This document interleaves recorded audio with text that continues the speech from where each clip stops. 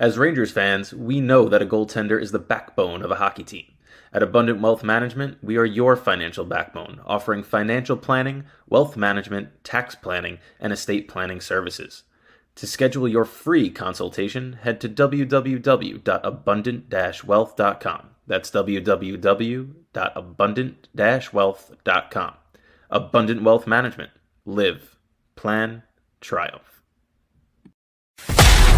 You're listening to Rangers Radio, your home for end-to-end coverage of the New York Rangers. With your hosts, Brendan Azoff, Zach Domino, and Steve Pappas. Blue Shirts fans, the puck drops now. Welcome to Rangers Radio, and if you thought it just simply cannot get worse every time we watch this team play, you would be wrong. The Rangers currently in just one of their best way we could describe it is free fall, but one of the worst 19-game stretches that we've seen in a long time. Me and Zook today on this Sunday morning, this at least right now here in Rochester, snowy Sunday morning, considering it's always snowy in this general area. Zook, how we doing? I know the Rangers lost yesterday, but that's all part of the plan now. I mean, we've been Team Tank for a long time, and it seems like the more every day that we look at Tankathon and we look at the standings, you're getting closer and closer to 32nd. I don't know if they can catch Vancouver, but they're getting closer and closer. Yeah, like it's all relative. Is it a terrible stretch or is it a great stretch based on what you want? This team is bad. I mean, this team is bad, and they're not even close. And they're also frustrating because, like, then they have the moments of where, like, 5 or 6 minutes, like, they put it together, and it's like, why did they play that way the whole game? It's because they can't. It's because any professional team can put together 4 or 5 minutes. I would hope that they look decent, and there's no hope. I mean, the only hope is that some of the pieces that are out there for potentially for us to trade continue to look decent enough that we're going to force other people's hands to give us exactly what we want. Our only hope is that, it's a very interesting tank because normally when you look at any other tank, you can pinpoint a group of specific guys that you're like, at least I'm watching to see if these guys show me something for next year. If it's not Gabe Perreault, I don't care. Like, it's nobody. It's nobody. Like, there's no one when you talk about young guys here for our future that we even have to root about. And with the way hockey is, even with Perreault, he's only on the ice for, 15, 16 minutes. Those other 44, 45 minutes, it's legit. How can we get the other team to score enough goals on us that we lose the game? And that's not that hard of a process right now because it seems like as long as we step on the ice, the other team is going to score goals on us that cause us to lose. Yeah, catching Vancouver is going to be tough, like you said, but Calgary won last night, so we officially jumped them, I'm pretty sure, in point percentage that we're second highest odds of getting the first overall pick. I've been looking a lot further into, who's there. Not just everyone knows McKenna. He's the name that's been there forever. I've been really looking at the other names, like, and I'll start learning them off the top of my mind. But I think there's Sternberg out in Sweden. There's Sternberg in Sweden. Tynan Lawrence is out there. Keaton Verhoff is out there. Verhoff is the other guy who interests me because he's a right defenseman, right? Yep. So it's like, would he fit for the Rangers? Like, you watch what Schaefer does and what a puck-moving defenseman with some speed and some swagger could potentially do for a team. But it's like, are you going to pick a guy in the top 3 if your plan is to not move Adam Fox? It's going to get second-line minutes, second defenseman pairing minutes, and not run a power play for you? Like, I'm not sure the ceiling for a guy is there. But you said his name was Stenberg. Is that his name? Yep. Yep. People have been you'll read things. He's the number one prospect as much as I'm seeing McKenna is the number one prospect. He's looked very good in a professional league, which, a lot of times people put, like, you look at the overall points and they're not that good, but then they're saying, oh, they're playing against professionals and men. It's a whole different thing. It's a tough thing to look at where you see McKenna's average.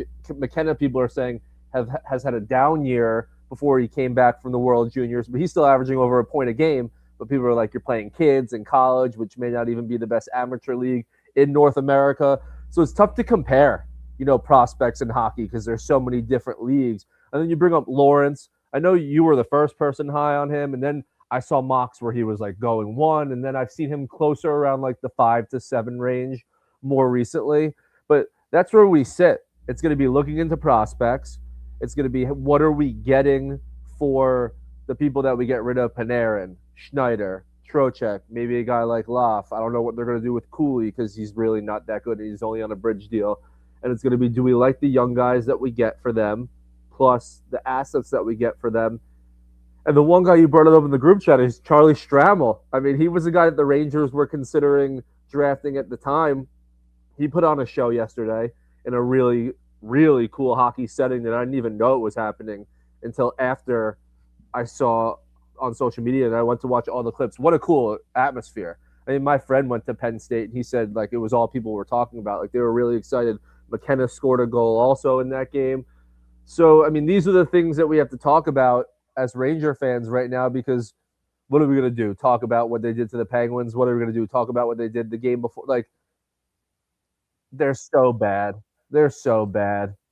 Yeah, I think, obviously some watching interest in that Penn State and Michigan State game last night, obviously, other than the fact that it's an outdoor hockey game at Beaver Stadium, which, is just an incredible setting. Cool. And listen, credit to college hockey as a whole. And listen, I'm a byproduct of college hockey. I'm a Quinnipiac University graduate. Like, unfortunately, wasn't there when they won the national championship. I had already graduated, but watch it intently. The 4 years that I was in school, like that was, I obsessed with college hockey and still am. I mean, to the point now where it's like, I'm watching Quinnipiac games basically every weekend because they're the only team that brings me joy. That being said, are they still really good? They've had a tough last 2 weeks. They lost to UConn in the Connecticut Ice final last week, and then blew a third period lead to Clarkson last night, which is not great. But I still don't completely understand college hockey because, like, there's D1, there's D1 AA, there's D1 club, then there's regular D2 and D3. And I went to a school that's not a sports school at all, NYU. Like, it has no sports, and anyone they have is D3. It was a really big deal when their hockey team went from D3 to D1 club. So, like, how big is D1 club? If I remember correctly, by the way, the first great trivia question, I believe the first goal in NYU club hockey history came off the stick of Kenny Albert, by the way. That's a fantastic. They played Chelsea Piers. Like, people at the school went to those games. It was like a really fun atmosphere to go to. And then during my time there, they were really good in D3, and they got added to D1. And look, as a school that's not a sports school, I understand it's club, but it's cool, like, when you're in the same league as, like, schools that I would mention that you hear about in college football and in college basketball.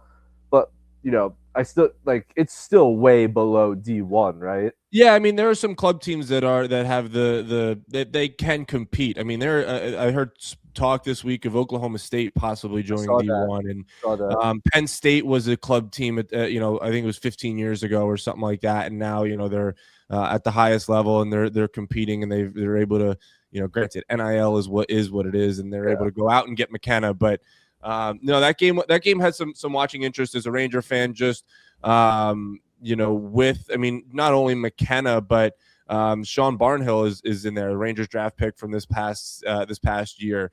Really big player. He showed some life during that game, but we're getting a little off topic here. Let's get back to the Rangers and some of the storylines that have come out this week about them. Not only, we'll start with the small one. I don't want to call it a small one because it was a trade off the roster, but Carson Soucy going to the Islanders for a third-round pick. Seems like it seems like that was the price range that we were thinking here. I mean, I saw people talking about Max Siplikov with, he ended up obviously going to the Devils, or just any roster player. It's like, you're trading Soucy, and I think Soucy had a fantastic season for what he is, right? Like, I think he really gelled with Sullivan's system from a defenseman standpoint. I think he was a really solid player, and Drury used him as to get an asset. Is it a fantastic asset. It's a 3rd-round pick. So, I'm not saying that, the Rangers are hitting on their 3rd-round picks all the time. They're barely hitting on the 1st-round picks. So, but, of course, the joke in all this is, his first game is against the Rangers, and his 2nd game, he ends up scoring a goal back at Madison Square Garden. And, it was the first goal of the game. If you looked at the NHL.com scorebook from there, it still had him in a Rangers jersey. So it looked like there was 2 Rangers that scored during that game, according to that app, and they lost 2-1. But just, 2 fun little notes on that. Carson Soucy trade is the first trade that the Islanders and Rangers have made since May of 2010. It was actually the first in-season trade that the Rangers and Islanders have made since 1972. So it's only the 4th time in the 2 franchises' history that they've made a deal together, 2 of which happened in 72. So it doesn't happen very often, which is kind of interesting. But very interested to see where the Islanders go with this.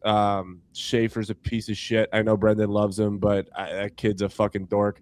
He's so good, though. I mean, I'm going to say this. Like, I get that the Rangers are bad right now, and I know I'm dogged on for being negative, but, for Schaefer's hope, he better hope that they beat the Rangers every time they play him, like he said. He better hope that he is not on an Islander team that has any down years, because, you go 4-0 in your first season with the team against your biggest rival that you basically chirped. And I know he's – if you see that interview with him on Spit and Chicklets last year, I get that he's like a shit stirring, little like a kid, but it's Boomer. Like, and it's Boomer who he has a relationship with because of he was staying with Matt Martin, who's Boomer is his father-in-law. So look, I see both sides of it.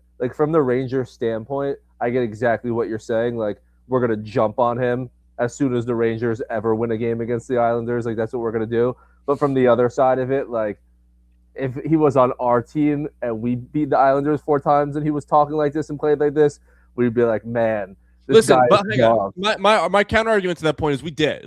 As fans, we did last year. Literally 365 days ago, the Rangers beat the Islanders all 4 times last season. And all that was Igor or someone younger was just talking shit about the Islanders after we beat them 4 times. I would have been retweeting it, being yeah, fuck the Islanders. Those guys suck. We own them. So I get. Look, I hate it because he's not on our team, but look, the Rangers are a laughing stock. When you're a laughing stock and you're the Rangers, sometimes you got to deal with it. It also just shows, to further your point and your side of it, it does show a little bit big brother, little brother mentality where the Rangers beat the Islanders and no one says anything because no one cares about the Islanders. But the Rangers could be absolutely dog shit and they're still going to be a top 5 popular team. Not that that matters in the standings, but yeah, I mean, even when they suck, guys like beating them, and that's a positive thing about the Rangers. And it's funny because the franchise itself has really done nothing to deserve that other than being an original 6 team that plays in New York City in Madison Square Garden. So it's more of a timing and geographical thing. But look, it's clearly a chirp because of who we are. It still means something to beat the Rangers. And the Carson Soucy trade, I absolutely love. I mean, in a vacuum, is it a trade that's turning around your franchise? No. But if you're grading the trade in a vacuum, I honestly give it an A. I was seeing some things like 4th round pick, 5th round pick. To get a 3rd round pick for a guy that you gave up a 3rd round pick for, you drop, they said it's going to be somewhere between 15 or 20 picks. You give that up in the 3rd round for a guy last year that you were seriously trying to go for it. Whether they should have, that's another conversation, but they were trying to go for it. So to give up an asset when you're going for it, to then, get rid of that asset a whole year later when he's an expiring contract at this point. So when we traded him, he even had a little bit more value. I think it's a great trade to only fall 15 or 20 picks behind, where a 3rd round is still a pick of some value. So to get that pick back is great. And it's just one of those where not only do I grade it as an A now, I think when the Rangers are done with moves and we're adding a 3rd round pick onto potentially a 1st round pick and prospect for a guy, or another 1st round pick or prospect for another guy, specifically talking about Trocheck and Panarin. Could you get for a Schneider? when you add a third round pick into everything else that we've gotten, it just adds to the war chest. Obviously, this can't be the only thing that the Rangers do, but I think combining it with everything else the Rangers will do, and just looking at the trade in the vacuum, it is a great trade to, send Carson Soucy across the bridge to the Islanders. Plus, look, the Rangers and Drury have been dogged for their treatment of players. Even Carson Soucy himself came out and said that Drury did him a solid with this trade because he just had a kid in the area and he didn't have to move. And if we're going to make as big of a deal as how it can impact the locker room and guys and what people think about your general manager when he does it the bad way, we also got to say a guy like Carson Soucy, who definitely has respect around the league because he's been doing it for a while, saying that the Rangers had did him a solid, I don't think it automatically recorrects all the bad that we've done over the past 2 or 3 years with kind of rookie guys, but it's just a positive sentiment. So all around, I don't have any negative about the trade. I think you're a real hater, and I've seen some on Twitter like, oh my God, we got this guy last year, and now we moved back 15 picks. Sure, if you want to say the move to get him was wrong, we can have that conversation. This trade itself, an A. Literally an A for what it is. Like, it's getting Carson Soucy for a third-round pick. I think that's literally the ceiling of what his potential value would be in a move. And to get that from a rival, that it's a nice move. It's a nice move. Yeah, it's like, I mean, I saw the to go back to the people being angry for the sake of being angry. First of all, I understand I'm that person every now and then, but it's like seeing that the Rangers claiming that kid Iorio yesterday, and seeing all these people that just like bring up the stack cards or whatever, and they're like, what the hell? I'm like, we're really gonna waste your breath over being mad about a waiver claim of a That's another 23-year-old right-handed shot puck moving defenseman? Like, is that what we're really going to use your resources on for the day? It is exactly what the Rangers should be doing with the season that they're having. It's exactly what you should be doing. Low risk, young. Literally as many dart throws, throw shit at the wall and hope something sticks. Like, again, this is the 1%, and it's realistically not going to happen with this guy. But look at what happened with Forsling. Like, sometimes people just need to move, and he's still super young. Like, we live in a world with all sports, and we see it mostly in football now, where like quarterbacks turn 26 or 27 and they just figure it out. Sometimes a guy's just 22 and 23 and going up against 30-year-olds just doesn't click for him for one reason or another. And look, is the most likely scenario by a wide margin that this guy ends up being nothing? Yes. But like, moving Carson Soucy for a third-round pick to somehow get this young kid to call him up to give him minutes in that spot when, regardless of who you play, you're going to lose games. Like, those are great moves. And you don't want to – they're great moves not in when you're comparing them relative to other moves, like trading for a star or something like that. But for what they are, they're fantastic moves. Getting rid of any piece that you can get for any asset with a guy like Soucy that literally has less than 0% chance to be part of our future – that's great. If we ran out a team of guys like this that we just picked up for the rest of the season, just hoping that 2 or 3 stick, that's a fantastic, fantastic, fantastic move. So I'm excited to see it. Again, 80, 90% chance nothing ever comes of this, but if you're shitting on this move, you're just someone like the Rangers could trade for Connor McDavid, and you would say we would give up too much. Like, you're just that type of person if you don't understand what this move is. If you don't want to talk about it as positively as me and you are, sure, you don't have to be the most positive person, but saying anything negative about it is you're just in the mindset of you're just going to hate on anything that Chris Drury does at this point. And just to close the book on the Carson Soucy trade, we talk about that third-round pick. As far as Puckpedia goes back, they go back to the 2019 drafts. The Rangers have made 1, 2, 3, 4, 5, 6, 7, 8 picks in the third round since 2019. Only one guy of those players have seen NHL time, and it's Zach Jones, who is no longer obviously in the organization. So, I mean, one of them is Drew Fortescue, who, is an up-and-coming prospect. Yep. Sean Barnhill, that we talked about a little bit earlier, they had drafted in this past year's third round.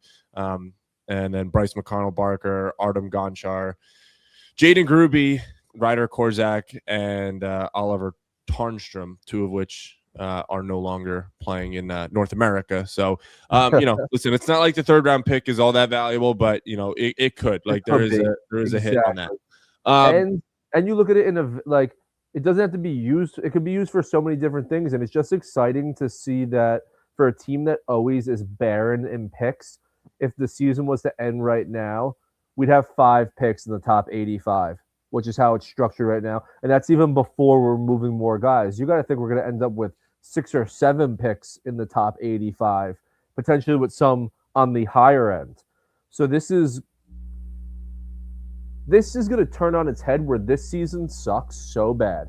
It's one of the worst seasons I've ever had rooting for one of my professional teams just because, like, I was super excited about this year. I don't know why, but I was super excited about this year. It's going to turn on its head quick. Like, as soon as this year is over, this immediately becomes one of the most important off seasons at an inflection point for the Rangers in recent history. If you get rid of a guy like Bread and you trade some other guys, you have a ton of cap in a league where the cap is always exponentially going up with a chance, well, let's just say top 100 picks. You could have 7, 8 picks in the top 100. Are you going to take a bunch of guys? Are you going to trade for a guy that now we can take on because we have all of this cap? It's going to go immediately from a very, very tough time to be a Ranger fan to at least an unknown, exciting time where can they figure it out and at least give us a group of guys that we can root for next year. Whether it's blue-collar guys, young guys, just something other than this year. And saying blue-collar and hardworking guys, it makes me think of the antithesis of that, which is JT Miller. And I just want to ask you a question about him and about Mika. Like, if their goals are to win and this team is going to rebuild, why wouldn't they want to trade their no movement clause? Like, wouldn't you think it would be more like if these guys seriously want to win and the Rangers are committing to a rebuild where it's going to take them 2 or 3 years and we know where these guys are, like, wouldn't you think that a guy like JT Miller would want to be moved to a team where he has a chance to win? Like, what is he thinking? Listen, that's a great question. I have no idea. I have no earthly. I'm not in the room. Like, I don't know what JT Miller's thinking. I don't know what Mika Zibanejad's thinking. But, I mean, the amount of times that we've, those are guys that want to be here. You can't just nuke the entire organization. You need guys with some veteran presence that, listen, we'll get into it a little bit later. I have this, written down about Mika Zibanejad and the quiet, great month he just had. But I mean, listen, everybody has their own reason for doing things. So I can't speak one or the other of why Mika or JT wants to, stick around for. I mean, listen, both of them are what, 32-ish? I know Mika's 32, 33. JT is 32, 33. So, it's not like they're necessarily at the end of their career. Like 2 years down the line, like if they're good, they're still, able to play. They're at Panarin's age now. There's a hope that inside the organization, this won't take very long to turn around. All of us don't necessarily see it or necessarily believe the vision because of the guy that's at the helm, but you have to have that belief from inside the organization. And if you have that from your captain, and say what you want about him as a captain or Mika, that's what you need, guys that believe in what the process is. So again, I'm not there. I can't speak for exactly what their thought process is and why they want to stay around, but those are guys that you probably need to have if you want to start a rebuild or retool that they keep talking about. So closing the door on one trade, going to what's going to be another. Artemi Panarin seemingly has played his final game as a New York Ranger on Thursday. He was held out of the game against the Islanders. Wednesday he was held out of the game against the Islanders for what was said to be roster management ahead of the roster freeze for the Olympics, which starts on Wednesday. There could be a deal between now and Wednesday. We don't know. I would be very shocked. For a deal like that to materialize that quickly, you'd feel like there'd be some sort of leak, but who knows? There are plenty of teams that are on, the list that seems like that's been approved: Washington, Florida, Colorado, Carolina, the Islanders. It's just a matter of extension for Artemi Panarin. But Just speaking, I guess, of Panarin, 9th all-time in scoring, 607 points with the Rangers in 482 games, 402 assists, 205 goals. Just I'm trying to figure out the right words to talk about Artemi Panarin because he is nice. So if you go down the list of all-time Rangers, in terms of points, on the team, Gilbert is 18 years as a Ranger, Leach 17, Rattel 16, Bathgate 12, Messier 10, Zibanejad 10, Greshner 16. Artemi Panarin did all of this in 7 years. He was in the top 10 of Rangers scoring in 7 years of playing in this organization. There's a lot of talk when people sign in New York in any sport and not just hockey that if they come from outside New York, can they handle the pressure of playing in the top market? And when it comes to hockey, New York might not necessarily be the top market, but it's one of the top markets. Yeah. And Artemi Panarin did just that when he came over from Columbus in 2019. He did that in the amount of big goals that he has scored in his career with the Rangers, and the fact that, we knew it was going to come to an end. We understood that the only way this team could move forward was to move off of him this year on that expiring contract, and especially when we heard that there was going to be no contract that was offered to him. And when that letter came out, we sort of really grasped with the fact that this was it for Panarin. But, now that the fact that we will no longer see him in 10 in red, white, and blue, that kind of sticks. I don't think it could be overstated how important he was to this era of Ranger hockey. And I think a lot of people, I saw a lot of just bad takes on Twitter about, between the first letter and the second letter that, it was just a complete and abject failure. And, Panarin was brought in to win a Stanley Cup and he didn't do that. It's so hard to win a Stanley. There's 32 teams in the National Hockey League.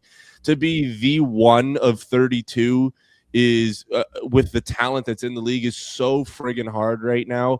To call this version of the Rangers just an abject failure for making 2 conference finals and being so close each time, like that just shows how hard it is and how good those teams were. Like we sit here and we dog on the Rangers, but come on, these last 7 years have been incredible. I wouldn't trade the way that these years have gone to watch, obviously, other than for a Stanley Cup. But Panarin has provided some of the best moments that I've had as a Ranger fan in my sentient life. And I think in my lifetime, again, I'm 27 years old. In my lifetime, I think he goes down as the best free agent signing that this franchise has had. He's one of the best players, if not the best skater that I've seen put on this uniform. Dude was a dog. Yeah. No, of course. And it's going to be one of those things that when he's not here, it's clear that, okay, it's like a new group of guys that'll eventually be ushering us forward. But I think that everyone kind of has that mindset with Panarin. It's one of those that everyone is very appreciative of what he's done. No one has any ill will towards him, but everyone also understands that it probably is time to move on for where this team is. It really is one of those things that works for all parties. Works for him to go somewhere that will A, give him the money, and B, give him the chance to win in the very near future because of where he is in his career. And B, for us, a team that's trying to potentially rebuild or retool, he's a guy that is so good that he'll help us jumpstart that. So, it's still one of those things that eventually when he gets traded, there'll probably be more feelings that come in because even though we know what's happening right now, he is still technically a Ranger. It's going to be interesting to see. At this point, I'm just very interested in the whole process because we see reports every day. There's based on who you talk to, there's 15 different teams that could potentially want him because again, who wouldn't want him? He is a great player. It seems that he's kind of narrowing it down to people that are willing to give him an extension. hopefully it works in our favor almost, that we deal with some teams that are maybe even more cap constricted this year. Because if the Rangers need to keep anything, retain any salary, there's the potential that, we get more in return from that. Some of the teams that he's looking at that give him the best chance this year may have to do that, may have to give us a little bit more to potentially retain some of that salary. So, what happens with him is going to be interesting. I'm also wondering the timeline for that, because I assume a team would want him as soon as possible. The more games you get him this regular season, the more games he plays for you, the better you're going to end up being. Again, when you look at that long laundry list of teams that he's potentially going to go to, some of those teams are kind of set in the regular season. It's just a seeding thing, so they can get him whenever, and it may even work better for them that he's getting some rest right now. But it's just very interesting to be a team right now that you're holding guys out for a long period of time to kind of work on what you're going to do with them. I mean, it makes you think what they think about some of the other guys. Like, how much are they considering moving a guy like Trocheck? I know you have to field a team, but if you're not playing Panarin, why would you play other guys that potentially could get you back, very, very, very high caliber things in terms of this reboot and restart? So how, and is it going to be something where maybe after the Olympics, they are closer with a lot of teams for Trocheck? So we move on from Panarin, and then we go through this with Trocheck. So just the rest of this season, it's most of the Rangers topics are going to be not what's happening on the ice and what's going on outside of the 60 minutes. And we'll see what happens. I'm very comfortable with moving the guys that the Rangers are talking about moving.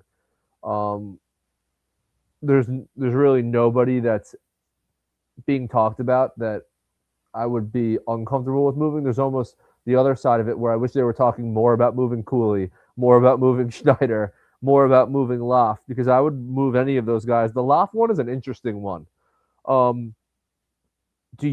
side are you on in terms of, is your goal with him, like, are you out there offering him? Are you out there listening and just giving him, 20, 22 minutes a game in all high leverage situations, being like, we're talking about getting guys off waivers and playing them throwing shit at the wall. Like, you should be doing that with a guy like Loff and just playing him 20, 22 minutes and say, this is your 20, 30 games to just kind of figure it out. Top line power play minutes, top line minutes, all of that good stuff. Where do you fit with him? Yeah, I mean, again, it's tough. I mean, I understand that you're of the belief that everybody has to go. Anything that has like any sort of value, how big or how small, has to go. Like, Lafreniere's underlying numbers are not bad. His advanced metrics are not bad. He is at the point where it's like I almost don't care. Like, I almost just don't care about the underlying numbers. Like, it's a sixth year in the league. Like, score. Exactly. Like, you've been drafted to score goals and to put up points, and to run a power play. I don't give a shit that you're good 5-on-5 and you're not, you're driving play more than you're not. Like, I don't care if you're not scoring. Like, he had 3 points, I think, yesterday, right? 3 points. I think he's had like 6 points in his last 10 games. He's playing well. He's on a streak right now. But again, I don't care. Like, I just genuinely don't care about Lafreniere, because at some point you have done everything that you can do to just, be who you are as a player. There's nothing that I can see in Lafreniere's game that's not just, hey, a guy that is going to get chances, but it doesn't have a lick of finish to his game. And, we've pined for him to be on the first power play, and then he gets first power play and then does nothing with it. It's just like, he's not quick. He's not, it doesn't feel like he has a ton of skill. Like, you've mentioned, he's got like that one move. He does one move when he's, 1-on-1 or 1-on-2 to try and get around. But like, he's never the hockey in 2026 is so based on speed and skill, and Lafreniere certainly lacks the speed and lacks the skill. So he's never going to be a guy that is going to, you're not going to watch him and be like, wow, he's been really good, or he's really taking over the game. on a night-to-night basis. Sure, every now and then you'll watch a game where it's like, wow, Lafreniere was noticeable. But in the grand scheme of things, his feet aren't good enough and his hands aren't good enough to compete at this level at its highest level, which is, again, what he was supposed to be drafted at. So listen, he's got some qualities that I'm sure a team would call on, and I'm sure the Rangers would also like to keep him, as we've seen. I'd be shocked to see him moved. I really would. After hearing all the Trocheck news, like I think Trocheck's the guy, but that's going to be moved, by the way, not the guy that's going to hang around. But I think Trocheck is the guy that's going to be moved, and I think of that line that Brendan had said was the showcase line of Lafreniere, Panarin, and Trocheck. Lafreniere is going to be the one that at least survives this trade deadline. I think when you talk about the offseason, that might be a different conversation, and we might see. But who knows? Who knows at this point with Lafreniere? I mean, trades. It's so hard to sit here, especially when I'm not in the room, you're not in the room, none of us are in the room. We don't know whose name is being shopped unless it gets leaked, and the Rangers don't get leaked a ton. But just this really comment quickly, is important because you were kind of alluding to it. Like, he's not like Laf isn't skilled and he's not fast, but that's the style of play he tries to play that style. When he's like a big boy, like he should be like a lot more physical, a lot more north-south, like just throwing that body around because, I think velocity is like mass times speed. So even if you're not as fast, if you got a big body, you can do a little bit of damage. We're bringing science into this. It's 10:45 on a Sunday morning. But like you see it like big guys that aren't that fast look fast and hurt because they're just willing to move their body. And Loft is like trying to dangle and trying to do these speed moves around guys, not crashing the net as much as he should. And the really like interesting thing is like he wasn't even that good when he was young. Obviously, we've been talking about this since the beginning, but there were some real signs. Like I remember we were saying like Loft was one of the few guys on this team his first or second year with some real bite and some physicality. We saw him carry us in playoff series against top teams where he seriously looked like the best player in the ice. So it's not like this case where like we didn't see a glimpse of it early on and he's just always been this quote unquote dud. It's really what Nicole's saying. I just feel like he came in with a certain amount of skill and he like leveled off and never got any better, where we're getting in a league where all these young guys are coming in and working much harder and just surpassing him. So he's like came in and relied on whatever natural ability he had. So we saw a glimpse of it the first or second year, but then he's severely plateaued. Like there's never been a year where he's come in and he's looked much better than he did the last year. He looks like the same guy from the beginning, if not trending a little bit in the other direction. And man, oh man, I mean, in those playoff series, some of them, he had moments against the Panthers, he had moments against the Lightning. It was just like we thought like he was going to put it together eventually. Like seemingly most other first overall picks that have come into play since he's been in the league, he's just a tough one. And yeah, kind of like you're saying, and I feel like a lot of people feel that way. Obviously, there's the haters and there's people that hate everything. He's just like a so what at this point. You keep him, fine. You trade him and you get something that's like similar value, another young guy that's a change of scenery guy that both teams are hoping that you get some like high quality play. Sure. Like he's like a so what. What I'm gonna say is if he is here for the next 30 games, it has to be exactly what we're alluding to. You got to play him in all situations because it can't no longer be a thing where. Well, like, I'm not throwing him out there on the penalty kill. Not the penalty kill. That's not the penalty kill, but power play, top line minutes, high leverage situations, because it can no longer be the thing, like you said, where people are saying, "Well, his analytics are good, but he's not getting power play. His analytics are good, but his line mates aren't finishing." Eventually, you are what you are. So I want to just give him as many shots at the things that people are saying that he doesn't get shots with. So then we can kind of understand, like, look, if he's going to get first line power play minutes for the rest of time and he puts up points, sure, maybe he does need first line power play minutes. But it's like You said it. He's not in his first, second, or third season. He's in his 6th year. He's in his 6th year, and he has 11 goals this year. He has 11 goals this year, and it's finishing is a skill. Analytics are great to be due when you get your underlying analytics to a certain point is great, but finishing isn't a skill. Yeah, if you get a bunch of chances, you're gonna run into a certain percentage of goals.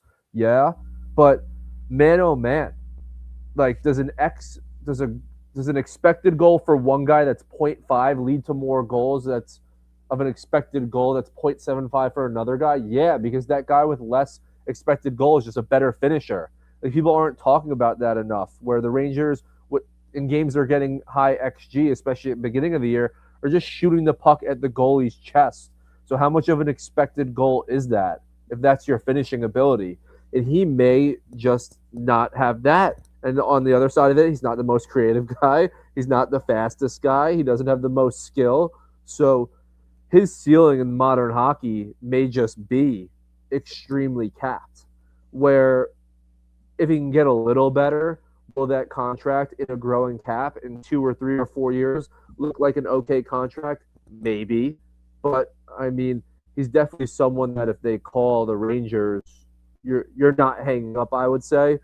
But maybe you're also not making calls for him. He's such a you put it perfectly, he's such like a so what at this point, which sucks, right? Because like you don't want your first overall pick to be a so what, but there's so many guys on this team that are so what. And I guess we can move on to Mika. And I have a hard out at 11, so I just want to cover him because you brought him up.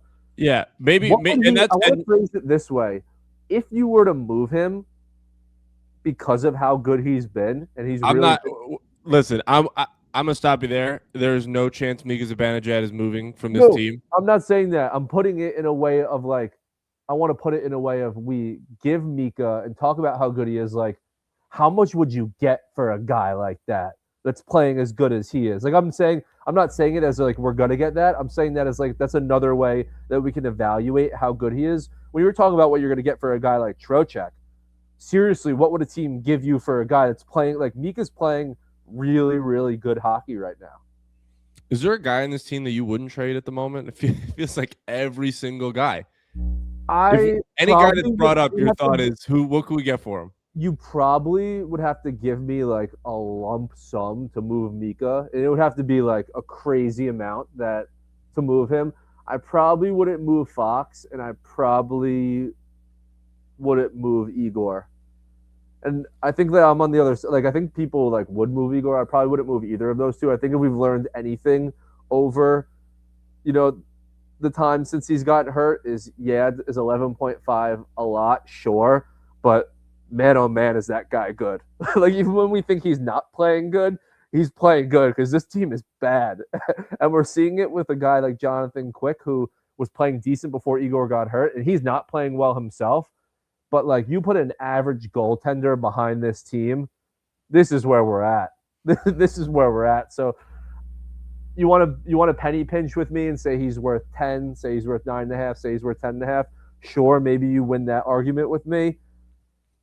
But man, oh man, is Igor Shesterkin good at playing goalie in the National Hockey League? And I want to talk about this because we're seeing it right now. I've got the numbers right now. So over the last 19 games, and Shesterkin's been hurt for less, but over the last 19 games, the Rangers are 4-13-2. In that time, they've given up 78 goals in those 19 games. That's 4.11 goals per game.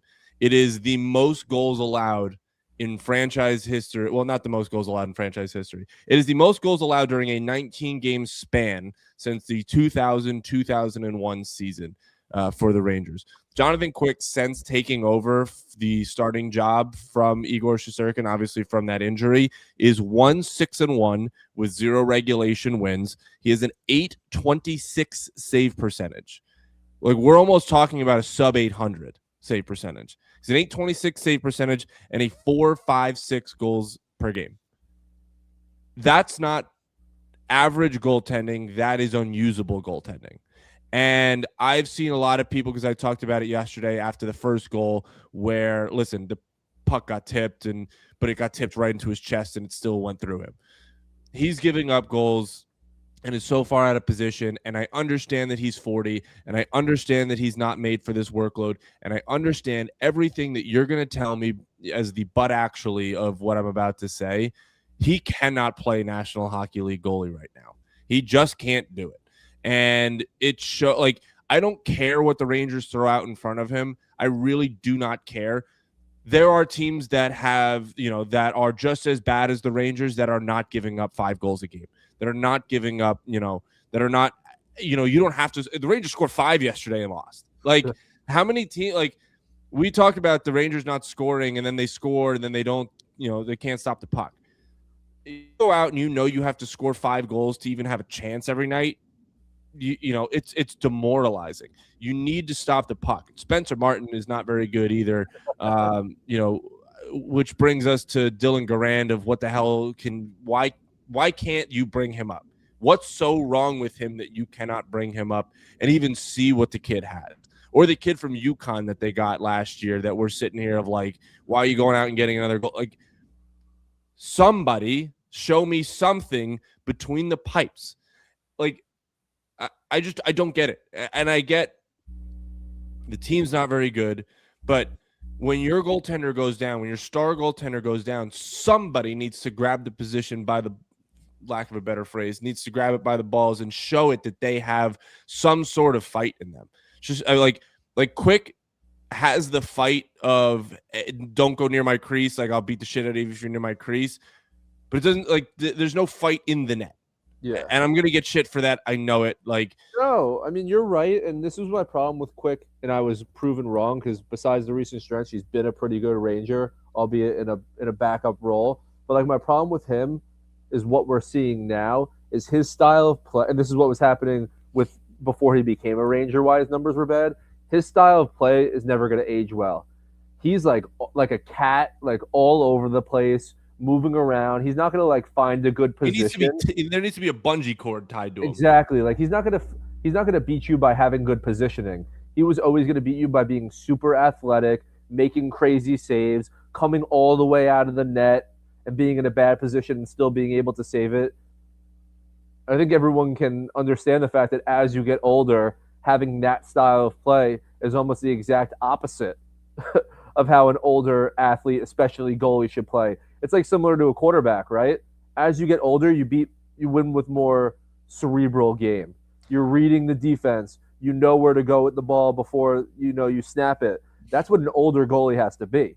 You have to say the shot's probably going from this point. I got to put myself in position. You can't rely on athleticism or those oh my god saves anymore when you're a guy like Jonathan Quick, and we're seeing that now. He can't do that, and then on top of that, it's even worse because, like you're saying, some of the simple ones he's not even saving, where it's who do you want to blame? You blame everyone. He's awful. The team in front of him is awful. Again, it's just another comment as to this was most of the team in front of Igor Shesterkin, and that guy looked very good in net for most of the season. So it's we're seeing two opposites when it comes to goaltending, and every day I'm just appreciating Igor Shesterkin more and more, because this is what was in front of him also. And yeah, I mean, it's another example of how we're talking about for the rest of the season should be dart throw, see what you have in anyone. You need to take advantage of this time to figure some things out. Makes no sense why we're playing the goalies that we're playing while we have guys in the minors that are not getting any NHL time. Makes absolutely no sense. It's not even like we're in it or that the guys up here are playing well. Neither of those things are true. We're tanking. We're the second worst team in the league, and our goaltenders aren't playing well. So, not that he was going to get moved. Again, talking about how I want to trade everyone. Jonathan Quick has 0 trade value now, where maybe if Igor was healthy and Quick still had the backup numbers that he had, you could have gotten something for him. Absolutely not. Yeah, I don't this was always what, and look, I already said I was proven wrong, but now it's what I always thought Jonathan Quick was going to be when we got him is what we're seeing now because of his style of hockey. And it's just what it is. we're gonna have to deal with 20. If there's 30 games left, we're gonna deal with 20 more games of Jonathan Quick, and then that's it. Maybe if we 26, but who's counting? maybe if we win the lottery, we'll look back and the guy we draft first actually becomes a great hockey player. We'll look back at Jonathan Quick smiling, saying thank you for leading us to this guy. But it's just another example of how bad this team is. We don't play offense. We don't really for most of the game. Even when we scored 5 goals, we weren't playing offense most of the game. We play no defense, and we have limited to zero goaltending every night. So it's just like, what does anyone expect this team to do when they play hockey? Like, you just got to understand that when they win, it's because over a large subset of games, they're not going to lose every single game, but Well, we're getting there. they're going to lose most of their games. They're going to lose most of their games, and the hope now is that as we lose, Vancouver could sneak some wins because we want to have a chance to go as high as possible in the lottery, but there's no one I'm excited for. There's no one I'm excited to watch. Like, you watch Perot, you want him to be good. It's like, man, it's like, it is what it is at this point. It's like, I can't wait till these 26 games are over. I hope during those 26 games, Drury is getting us as many first, second, and third round picks as possible. And then we're moving forward, with a new Rangers core. And you alluded to it with Panarin. Like, does it suck we never won anything? Sure. But look, this group of guys got us to 2 Eastern Conference finals where we had leads in them that I know there was times where I was sitting there thinking like, oh my God, we're going to win the Stanley Cup. A lot of teams over the last 5 or 6 years didn't get anywhere close to there. So that's kind of moral victories that, you never want to fall in love with those. But you also have to accurately grade times. And what we had was great. I hope Drury can finally understand that right now is the perfect time to do that rebuild and to do that reset. I brought it up in the past. A lot of times you don't get a second chance. He said he was going to rebuild. He didn't do the rebuild, even though we had the exact time to do it. And look, he got lucky. We got to 2 Eastern Conference finals. He shouldn't have rebuilt because of what the team ended up being. He's now looking at him in the face. Another perfect time to do that actual reset that a lot of teams need to do in order to have sustained success, for a decade, for 15 years. A lot of times that comes with 2, 3, 4 years of really retooling. He has that opportunity now, and I think because of how bad this team is, there's only one path. So we may get lucky, and because there's only one path, he'll have to take it. But that's what the rest of the season is. And with the nice thing for us Ranger fans is I think Olympic hockey will get our juices flowing to watch some good hockey again, where we have a team where we're rooting for wins and they actually have a shot to win it.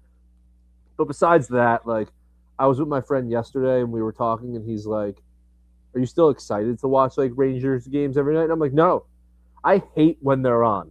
I despise when I know that they're playing because I'm a sucker and I'm not crazy, so I'm not watching 60 minutes most nights, but it's on my TV for at least a period or two every single game that they're on, and it's not exciting. I'm like looking at my phone, like studying for tests, doing work when they're on at this point, when like it's exciting when they're good. I love when they have 4 or 5 games in a week when they're good. Like, that's my favorite thing to do, to watch them when they're good, in all honesty. Right now, it's when I look at the schedule and I wake up and they have a game that night, I'm like, oh God, today's going to suck. So after all the boo-hooing and poop-hooing that we've been doing all episode, we'll end on the Mika bit. Never actually get to talk about him, but in the month of January, Zibanejad was 4th in the NHL in goals with 11, 5th in the NHL in points with 22. Had 2 hat tricks in that month, a record-setting month for hat tricks, by the way, in the National Hockey League. The Rangers won 3 games in January. Mika Zibanejad had a hat trick in 2 of those 3 wins. Just an incredible month from one of the best centers that have come through the Rangers. I've gotten shit my entire life for calling him a top 5 center. I think I was a little over-exaggerated when I would say, and I would say this in like the 2019 to 22 era of the Rangers. But just a great month for Mika. He's had a great year. He's on pace to maybe score 30. And that if we're going to take a bright spot out of this whole season, he's one of them. So and he's going to be around. So good on Mika. Top 30 goals, which is great. Condon's Yeah. the top 30 in goals. Like, it's not even like he's just like he's hot for a little bit and it's not impacting his overall stats. His overall stats are very good on a team. Yeah, and line, plus minus sucks, but that's he's leading most golf tournaments right now. I'll tell you that. Yeah, and again, that's the 4 other guys in goaltender that are on the ice most of the time he's playing. I think like Mika's playing good hockey. Mika's playing good hockey, and to what you always say about how you can't trade everyone, you need some guys to move forward with, especially veteran guys, especially a center. It's good that he found it again. Because look, I always say that I want to trade everyone. You guys are right. You can't trade everyone. If you're going to have some guys to build around, it's nice that Mika is back to where he is. That whatever you want to, I'm not going to call it elite center play, but I'm going to call it he's playing very, very, very good hockey again with limited help. That's a guy that when you're formulating the future, he's still young enough and you still have him for a long enough time where he's penciled in as a top 6 center. And when you're rebuilding, finding those guys down the middle is some of the toughest, spots to find. That if you have one of your top 6 centers already in place, his number is not that bad in a rising cap, and he's playing very good hockey. That's a huge benefit, because if we were sitting here and he was playing like the non-confident hockey he was playing last year, that's tough. But, when we get into the offseason and we're talking about guys we want for the future versus guys that are here that can help us get back to where we want to be, he's now soundly, with Fox and Igor being hurt, like the leader of that camp. We forget that will be 33 next year. He's playing out his 30. He's 32 this year. That's not old. Like that's not old at all. And if you can get a guy that scores 30 goals a season, and 30 goals needs to be what he needs to be at, I think. He is that guy right now. He's probably, with Panarin now gonna be gone, the only guy that can produce offensively consistently.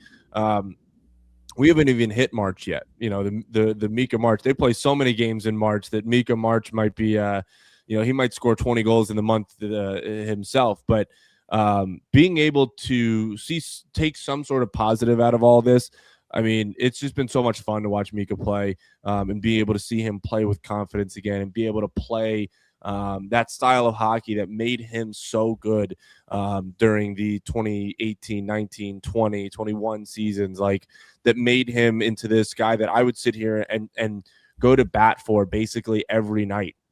Because that was about the only thing that the Rangers had that was worth anything during those. We forget how bad the 2018-19 Rangers were, how bad the 2017 and Mika was that light that was always out there every single night. So it's good to see him back into that role as the number 1 goal scorer on this team. And obviously he might not be playing center all the time, but he's sort of that quiet leader. Obviously I know he had that incident earlier this year where he missed the meeting, whatever. He's slowly but surely been like that quiet leader. And even I'll give him credit, he's thrown out there after every single game to go and talk, and I understand he's got a letter, he has to do that. But for a guy that clearly doesn't want to do it, like he's not a very vocal person, doesn't want to go out there and do it, he's doing it. So and how good can he get? Like, there's a chance we're talking after the season like even more highly about him than we are now. I know it's a crazy rate, but if he keeps like the rest of the season up with what he's done so far in 2026, he's 29th in scoring goals now, but like he's 5 goals from the top 10. Like, obviously there's a lot of people in between like 23 and 28 that those guys are going to score goals too. But he's got 23 goals. If he had 25 goals, we'd be talking not top 30, we'd be talking top 20. So if you just go based off of his month of January, first of all, the fact that he did this in a month where the team went 3-10-1 is incredible. He is on pace, if you just pace out his January, 64 goals, 64 assists, 128 points, and a minus 41, by the way. But if he does, how many goals did he have? So how many goals does he have right now, or how many goals did he have? January, he He had scored 11. He had 11 goals, 11 assists in January. And how many games did they? I'm trying 1, 2, 3. I think they played 13 or 14. They played 14 games. He had 11 goals in 14 games. In 26 games, look, this is still a crazy rate, but if he scores like 15 goals in 26 games, which again is crazy, but like he's hot. He's hot. We're getting to March. He may be top 10 in goals on a team that he has literally no help. And we always know with Mika, you're going to get, is it elite? Again, I don't know what word you want to throw out. He's playing defense. He's being responsible in the defensive zone. Again, it sometimes doesn't look like it because the 4 guys in goaltending around him, but he's not a guy that's just concerned with offense. You're getting two-way center play with him. That, I mean, if he finishes with, by the way, 30 goals this year, if he scores 15 in his final 26, that's 38. So that's but listen, if he scores 10, if he scores 10 goals, that's 33. If he scores 7, he's at 30, which is with everything that's going on. He's had a fantastic season. He's getting literally no help. He's on a line with a dead guy in JT Miller. So like he's literally doing this. He's playing with a dead guy and a rookie who's trying to find his sea legs. Defensemen that have no offensive ability because Fox isn't there. And that because they have no offensive ability, they're getting hemmed in their own zone. And goaltending that's in shambles. So, I mean, there's a season that there's a path right at the end of the season. I know we're giving him his flowers now, but we're like seriously giving him some major flowers at the end of the year. If he even keeps up somewhat of that pace and breaks 30, continues staying hot and gets to 35. But no, I'm happy you brought him up because, in a year like this, it's very, very easy, as we've been tending to do, to just lay it on everyone. And to be fair to us and to everyone doing it, there's really no positives about this team. He's a severe positive and a significant positive. So he's the one that if you're looking for something, he's here. He's probably going to be here for the length of his contract. And it seems that last year was the glitch or the blip in the Mika Zibanejad saga and not like the trend as he was going that way, which is a very significant thing if you're looking to build a team that you feel like you have a guy that, is he a 1C? I don't know, but you feel comfortable putting him out there in top 6 center, or if you want to say he's a winger when JT Miller's on the ice, a top 6 forward, potentially center. Yeah, I mean, I got to go back and see exactly what my prediction was for the year, but I believe it was 30 goals, maybe 35. Actually, I probably was 40, which I think you said 40, yeah, which he could get.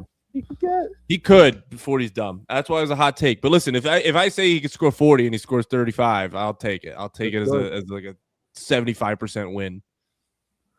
All right. All right. That's it for us. I don't exactly know when our next show is. We're maybe back for. I'm going to be in Buffalo at the Sabres game on Thursday or Sunday. I'm going to be at in Buffalo on Thursday for the Sabres game, so I'm out for Thursday. But at some point we will have another episode. Obviously, we're going to have the Olympic break. The Rangers have one more game, thank God, before the boys head to Milan. We could do an entire show talking about Olympic hockey, and it's probably going to be more enjoyable than talking about the Rangers. So we'll be on that. But appreciate all you guys for coming in and hanging out with us on this first day of February on this Sunday morning. We'll see you guys down the line. Peace.